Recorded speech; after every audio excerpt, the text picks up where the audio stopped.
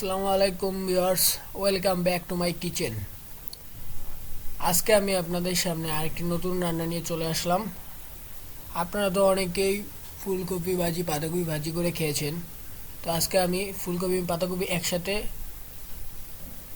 করে একটি ভিন্ন রকমের রান্না করে দেখাবো। প্রথমে আমি এই রান্নাটি করার জন্য পাতাকপি এবং ফুলকপিগুলোকে ছোট ছোট টুকরো করে কেটে নিয়েছি, সঙ্গে আলুগুলোও কেটে নিয়েছি। আজকে এই রান্নাটি করার জন্য এখানে আমি কিছু পাকা টমেটো নিয়ে নিয়েছি।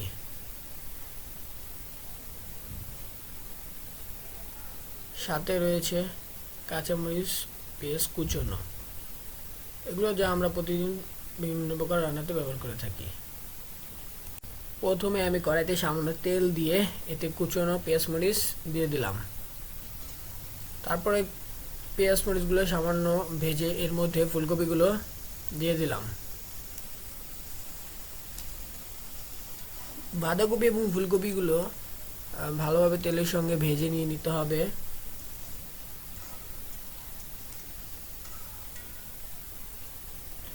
ভাজার পর সামান্য পরিমাণ হলুদ দিয়ে দিতে হবে।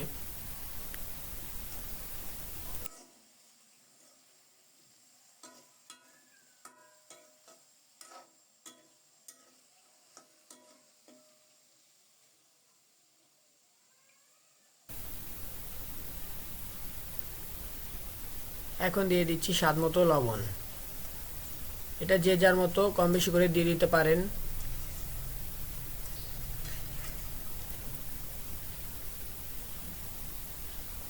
এখন দিচ্ছি মরিচের গুঁড়ো। আমি এই রান্নাটিতে মরিচের গুঁড়োটা একটু বেশি ব্যবহার করব, কারণ একটু বেশি ঝাল ঝাল হলে খেতে ভালো লাগবে। আপনাদের পছন্দ মতো আপনারা দিয়ে দিবেন। অনেকে যারা ঝাল বেশি খান তারা বেশি দিবেন, যারা কম পছন্দ করেন তারা কম দিতে পারেন। এরপর আমি সবজিগুলোকে ভালো করে নেড়ে চেড়ে কষিয়ে নেব।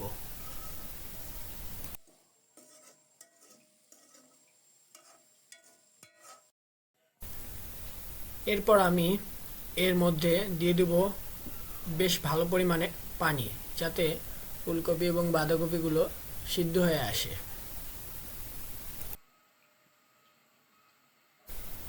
কিছুক্ষণ পর আমি ঢাকনাটি সরিয়ে ফুলকপি এবং বাঁধাকপিগুলো নেড়ে ছেড়ে দিলাম। রান্নাটিতে একটি সুন্দর কালার চলে এসেছে।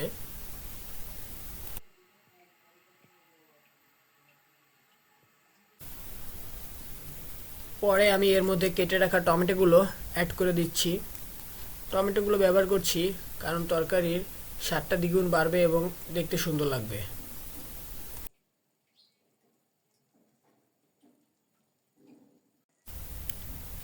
টমেটো দেওয়ার কিছুক্ষণ পর টমেটোগুলো প্রায় সেদ্ধ হয়ে এসেছে, সাথে আমার কিছুটা পানি রয়েছে, যার কারণে আমি আবারও ঢেকে দেব আর কিছুটা সিদ্ধ হওয়ার জন্য। সবশেষে তরকারির উপর দিয়ে আমি ধনিয়া পাতা ছিটিয়ে দিচ্ছি, কারণ ধনিয়া পাতা দিলে একটু তরকারিতে একটা সুন্দর স্মেল তৈরি হবে। আর শীতকালে ফুলকপি বাঁধাকপিতে ধনিয়া পাতা না খেলে তরকারির স্বাদটা ভালো লাগে না, এই জন্য আমি উপর দিয়ে ধনিয়া পাতাগুলো ছিটিয়ে দিলাম। এখন আমি ধনিয়া পাতার স্মেলটা রাখার জন্য ঢাকনা দিয়ে আবারও তরকারিটি ঢেকে দেব।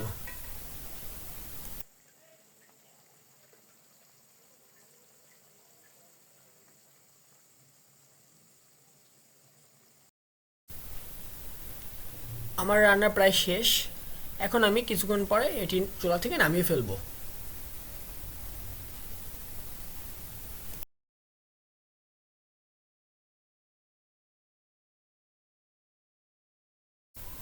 তৈরি হয়ে গিয়েছে আমার রান্না।